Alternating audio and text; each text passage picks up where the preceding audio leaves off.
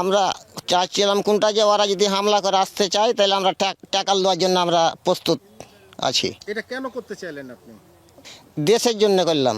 দেশের যদি একটু মাটি যদি ওদের ভারত যদি একটু লাল চোখ দেখায় তার জন্যে আমরাও জবাব দেওয়ার জন্য আমাদের বিজেপি ভাইরা আমি জবাব দেওয়ার জন্য প্রস্তুত ছিল। এখানে ঘটনা মানে আমি হলদের ব্যবসা করি, কাঁচা হলদ কিনি। আমি শুনলাম যে এরকম আমাদেরই গমের ভুঁয়ে এরকম খুব লোকজনের ভিড়, ভারত তার বাঁধা দিচ্ছে বিএসএফ, তার জন্যে খুবই ভিড়। আমি বাড়ি থেকে আমি এখানে আসলাম তো ঠিক আছে, দেখলাম তো ঠিকই খুবই ভয়াবহ ব্যাপার।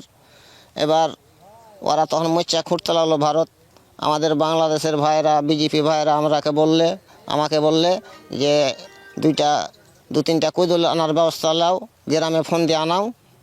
এবার আনালছি, আনিয়ে আমরা ওদের মতন করেও আমরাও খাল খুঁড়েছি। তারপরে খাল খোঁড়ার পরে ওরাও প্রস্তুত থাকলো, আমাদেরও বিজেপি ভাইরা প্রস্তুত আছে। আমিও বিজেপি ভাইদের পাশে আমিও প্রস্তুত ছিলাম।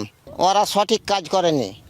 কারণ যে 150 গজের ভিতরে 150 গজের মাপে ও তার কাটা দিতে পাবে, সেখানে কোনো জায়গাতে হয়েছে 30 গজ, কোনো জায়গাতে 40 গজ, কোনো জায়গাতে 20 গজ, এদের মধ্যে ওরা তার কাটা দিচ্ছে।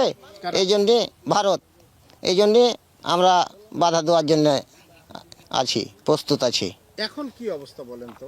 এখন বর্ডার অবস্থা ভালোই, কিছুটা থমথমে হয়ে আছে, এরকম ভয়াবহ হয়ে আছে।